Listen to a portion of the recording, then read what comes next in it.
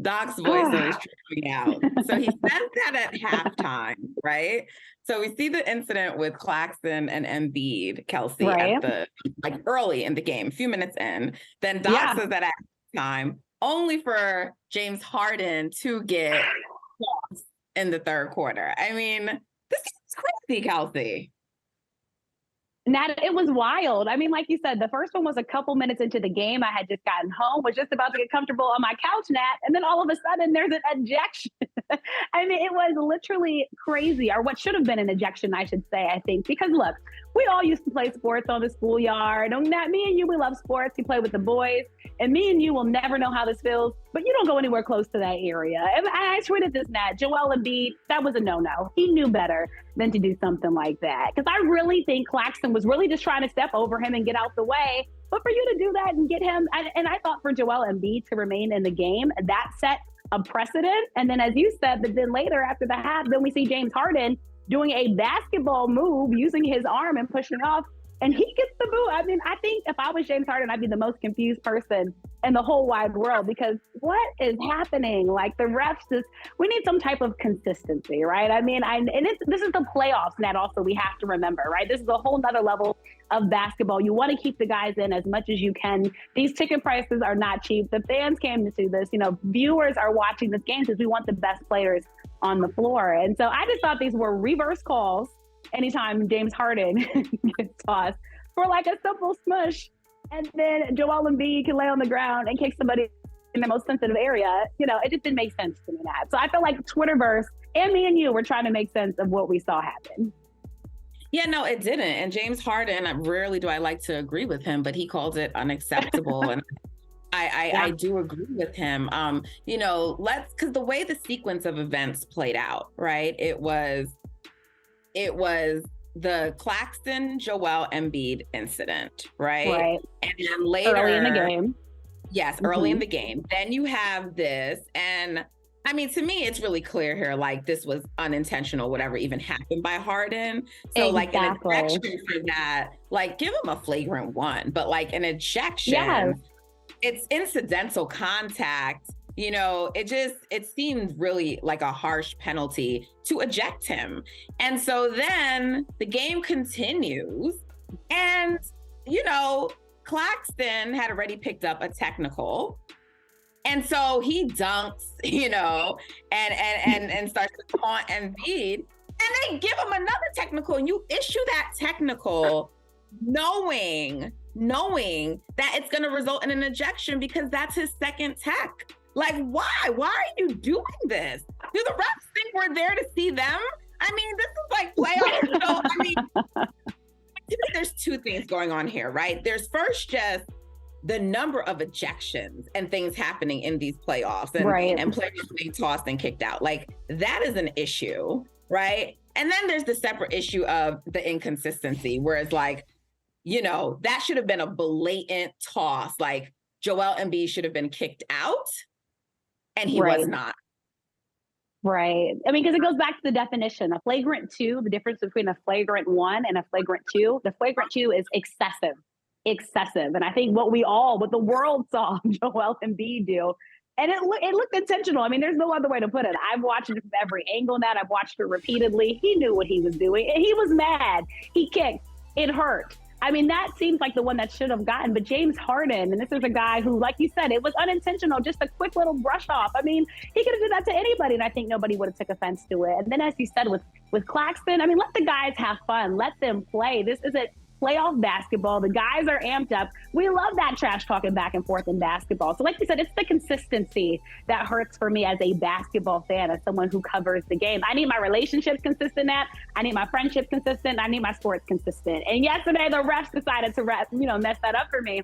And I think we're taking away from the game now. We're taking away from this series now. Let's be honest, this isn't the most exciting series, Nat, to watch already. But then you get an ejection, you know, and then you get an ejection. Like, that doesn't help this series, and it's not helping the game of basketball. So I think the refs need to huddle up and just do better. You know, I hate to critique it when it's not, you know, when it's not earned, but I think last night it was just earned. If you have everybody just with questions, and then it makes you think, you know, how is the rest of the series going to continue to be officiated?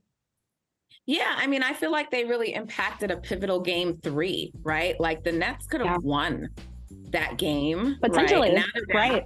Right. And I mean, look, no one had the Nets winning, but even, being down 2-1 is very different than being down 3-0, And so, like, in my opinion, they impacted the series just as they could have or maybe haven't impacted the Warriors series as well, because I feel like they could be down 2-1, but now, I mean, they could be down, up 2-1, but now they're down 2-1 because of the ejection for Draymond. And it's like, to me, the league did a double penalty in that situation because he was already penalized that game. He went out and the Warriors lost their best defensive player and they lost the game. But then you turn around and issue another penalty. And, Shaq and Charles, they were talking about it on, on TNT and Shaq was basically like, I think what Joel did was worse than Draymond, and they both thought that he should have been ejected.